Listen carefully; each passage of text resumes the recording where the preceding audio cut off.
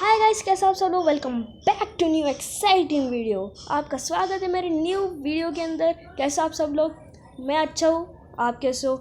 और comment box के अंदर बताना तबीयत ठीक है कि नहीं, हाल चाल पूछ रहा हूँ। चलो गाइस, आज का टॉपिक है माइक्रो ऑर्गेनिज़म। तो गाइस, ये जो टॉपिक है माइक्रो ऑर्गेनिज़म बहुत ही हार्ड लेवल का है। बहुत हार्ड। तो गाइस, ये जो माइक्रो ऑर्गेनिज़म ये टॉपिक है, तो ये बहुत हाई लेवल का टॉपिक है। समझ में आ जाता है जब बोलने के बाद, पर ध्यान में रखना बहुत ही मुश्किल है। तो गाइस, पहले डेफिनेशन देखेंगे माइक्रो ऑर्गेनिज़म की क्या है। और गाइस, एक बात बता दूँ, मुझे ये प्रेजेंटेशन और स्क्रिप्ट लिखने के अंदर बहुत ही ज़्यादा टाइम जाता है। करीब मैक्सिमम 2 दिन लग जाते हैं और कभी कभी 1 दिन लग जाता है। फिर बाद में वीडियो बनती है गाइस। आपका 1 सेकेंड वेस्ट, मतलब वेस्ट भी नहीं बोला जाता। किसी की हेल्प कर सकते हैं आप 1 सेकेंड के अंदर। भाई, मेरे वीडियो को लाइक कर दो यार, और सब्सक्राइब कर दो मेरे चैनल को, और बेल आइकन को भी दबा दो, क्योंकि इससे मेरा जो भी मेहनत करा है मैंने, उसका फ़ायदा होगा। तो गाइस, मतलब मेरी मेहनत रंग लाएगी। तो गाइस, ये जो पहले मैं क्या करूँगा, इंग्लिश में जो भी मैंने लिखा है उसको पहले मैं बोलूँगा, फिर बाद में डिस्क्राइब करूँगा हिंदी के अंदर गाइस। तो micro organism is also called as a microbes. Microorganisms are the organisms that are seen by microscopes. Microorganisms are unicellular and multicellular. तो ये जो माइक्रो ऑर्गेनिज़म है उसको माइक्रोब्स भी बोला जाता है। तो माइक्रो ऑर्गेनिज़म माइक्रोस्कोप से ही देख सकते हैं। माइक्रोस्कोप उसको क्यों बोला जाता है? माइक्रो मतलब स्मॉल, मतलब बहुत ही चिंटू लड़का, चिंटू ऑर्गेनिज्म, बहुत ही चिंटू, मतलब का ही बोले, मतलब छोटू सा माइक्रो ऑर्गेनिज्म। छोटू सा मतलब माइक्रो रहता है। तो और स्कोप मतलब कुछ देखने के लिए उसके अंदर लेंस रहता है। तो माइक्रोस्कोप जो भी कौन से भी ऑर्गेनिज्म है, या कौन से भी थिंग है, उसको देखने के लिए काम आता है। तो माइक्रो ऑर्गेनिज्म को देखने के लिए क्या काम आएगा? माइक्रोस्कोप। अगर एग्ज़ाम के अंदर सवाल आया, by which instrument we can see micro organism, तो जवाब लिख दो, कॉन्फिडेंस से लिख दो, स्कोप्स नहीं, स्कोप। हाँ, तो guys, micro organism are unicellular and multicellular. Unicellular मतलब यूनि मतलब 1, और सेलुलर मतलब सेल। मतलब यूनिसेलुलर मतलब कौन सा भी ऑर्गेनिज्म जो एक सेल से बना हो, जैसे कि अमीबा एग्जाम्पल। और मल्टीसेलुलर मतलब ह्यूमन बींग्स के जैसा, मतलब उसके अंदर ट्रिलियंस के ऊपर के सेल से, मतलब मल्टी मतलब मेनी, और सेलुलर मतलब सेल, मेनी सेल का ऑर्गेनिज्म, मतलब बहुत सेल्स का ऑर्गेनिज्म, जैसे कि हम ह्यूमंस बींग। तो गाइज, ये जो माइक्रो ऑर्गेनिजम्स है, ये दोनों भी यूनि और मल्टी सेलुलर है। मतलब कभी कभी मल्टी सेलुलर होते हैं, कभी कभी यूनिसेलुलर होते हैं। तो गाइज, एक बात बता दूँ आपको कि 5वीं वीडियो, मतलब पीछे नहीं, क्या अभी वेट करना पड़ेगा 5वीं वीडियो के अंदर, तो आपको अच्छे से सेल्स के बारे में पूरा मैं वो बता दूंगा। क्या बोलते हैं यार उसको, एक्सप्लेन कर दूंगा, सेल्स के बारे में पूरा एक्सप्लेन कर दूंगा। तो उसके लिए वेट करना पड़ेगा, क्योंकि मैं 5वीं वीडियो क्यों बना रहा हूँ, क्योंकि अभी जो ये वीडियो और अभी इसके 3 पार्ट बनाने वाला हूँ, क्योंकि ये जो टॉपिक है ये बहुत ही बड़ा टॉपिक है और इसको बहुत ही लेंथी करना पड़ेगा हमें। तो 3 पार्ट है इसके।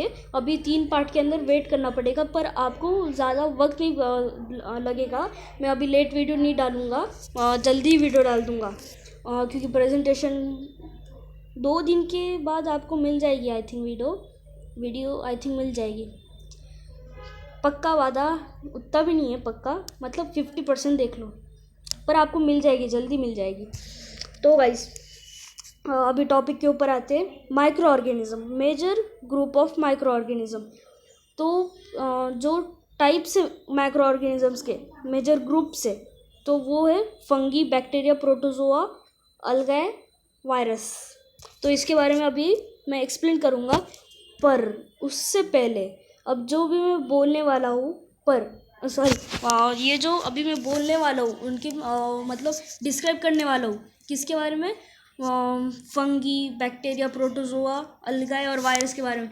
पर इसको पहले अच्छे से हमें समझने के लिए ये जो दो सेल्स है जो मेरे स्क्रीन के ऊपर देख रहे हो, यूकैरियोटिक एंड प्रोकैरियोटिक, तो ये जो सेल्स है ये समझना बहुत ही ज़्यादा महत्वपूर्ण है।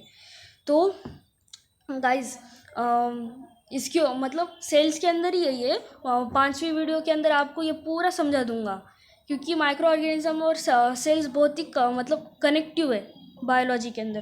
तो प्रोकैरियोटिक सेल्स क्या है पहले वो देखेंगे। तो प्रोकैरियोटिक मतलब, अब देखो पहले मैं बता देता हूँ, सेल के अंदर सबसे बड़ा जो पार्ट रहता है वो न्यूक्लियस का पार्ट रहता है, न्यूक्लियस।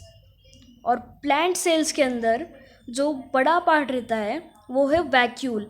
एनिमल सेल्स के अंदर वैक्यूल कम ही मात्रा में पाए जाते हैं, कभी कभी तो रहते नहीं हैं। तो अब जो ये प्रोकैरियोटिक है उसके अंदर का न्यूक्लियस वेल डेवलप नहीं रहा, और न्यूक्लियर मेम्ब्रेन उसके बारे में मैं बताऊंगा, सेल्स के बारे में सेल के वीडियो के अंदर बता दूंगा, 5वीं वीडियो के अंदर। या अभी मैं कुछ ज़्यादा सेल्स के बारे में डिस्क्राइब नहीं करना चाहूँगा, वरना सर के ऊपर से जाएगा, ये आपका सर ही डिस्ट्रॉय हो जाएगा। तो गाइस ज़्यादा प्रेशर नहीं देना चाहता आपके दिमाग के ऊपर, तो सिंपली न्यूक्लियस अभी जो मैंने बोला सबसे ज़्यादा घेरे वाला पार्ट रहता है सेल्स के अंदर, तो वो जो है वो वेल डेवलप नहीं रहा, तो प्रोकैरियोटिक सेल्स रहता है। मतलब the organism with this kinds of cells are called prokaryotic. Pro मतलब प्रिमिटिव, प्रो। भाई पबजी और फ्री फायर के अंदर जो भी प्रो प्लेयर है नीचे कमेंट करके दिखाओ भाई जल्दी कमेंट करो। तो कैरियन, हाँ कैरियन, प्रोकैरियन, हाँ वो कैरियन है, वो न्यूक्लियस माना है। और कैरियन का ग्रीक ही है शायद से, ग्रीक लैंग्वेज के अंदर न्यूक्लियस को कैरियन बोला जाता है, और प्रो को प्रीमेटिव, मतलब प्रीमेटिव न्यूक्लियस। कौन सा भी सेल के अंदर जो न्यूक्लियस रहता है वो वेल डेवलप नहीं रहा, तो मतलब समझ लेना प्रोकैरियोटिक है। समझ में आया? अभी सिंपली बोल दिया अभी मैंने। और न्यूक्लियस और न्यूक्लियर मेम्ब्रेन, तो वो दोनों भी वेल डेवलप नहीं रहे तो प्रोकैरियोटिक रहता है। तो अभी गाइस यूकैरियोटिक क्या है, तो यूकैरियोटिक जो है उसका जो न्यूक्लियर मेम्ब्रेन और न्यूक्लियस सबसे ज़्यादा मतलब अच्छी तरीके से वेल डेवलप्ड है, वेल ऑर्गेनाइज्ड है, तो वो है यूकैरियोटिक।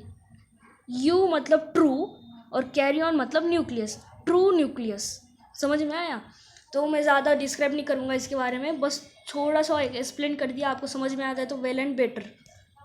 तो बैक्टीरिया क्या है, जैसे कि यहाँ पे एग्जांपल के अंदर पढ़ ही लिया होगा। बैक्टीरिया क्या है, प्रोकैरियोटिक सेल्स है, मतलब वो वेल डेवलप न्यूक्लियस नहीं है उनका।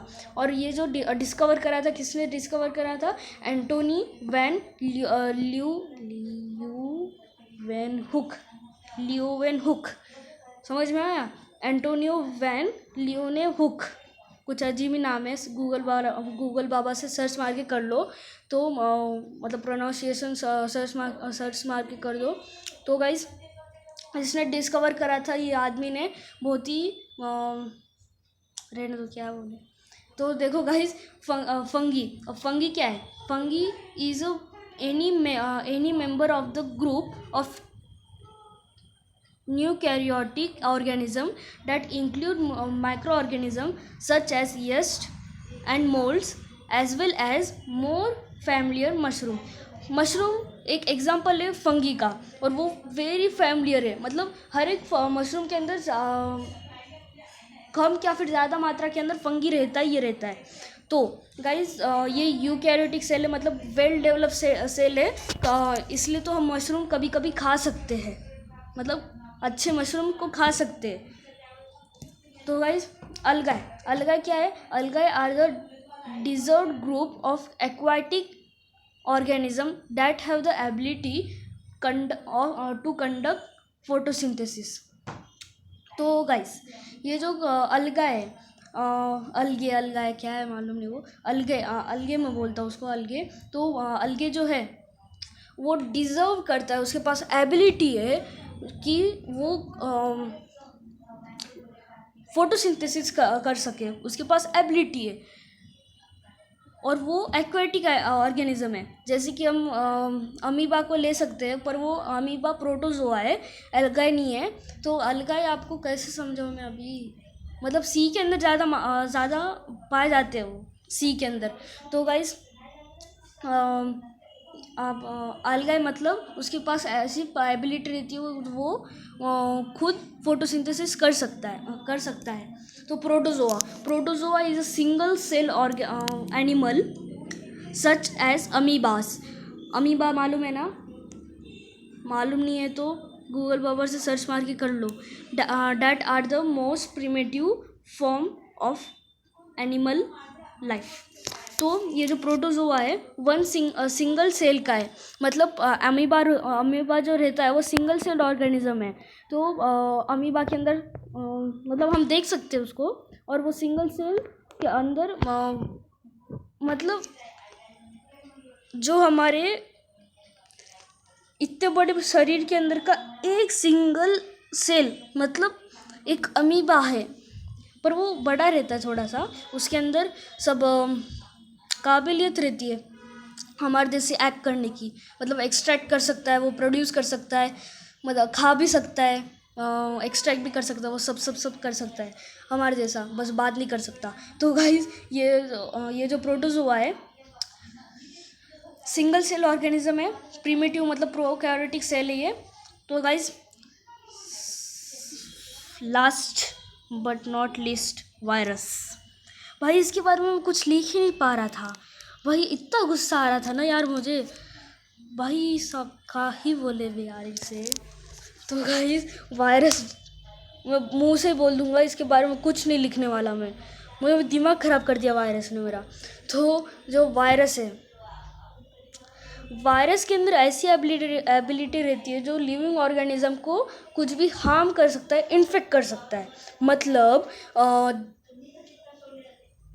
एक फैक्ट बता दूँ, मतलब इसके ऊपर तो लाइक बनता ही है गाइस, ये फैक्ट के ऊपर अभी जो मैं बोल रहा हूँ। देखो गाइस अभी जो वायरस रहता है तो वो उसके अंदर जान ही नहीं है, रियल में वायरस के अंदर जान नहीं होती।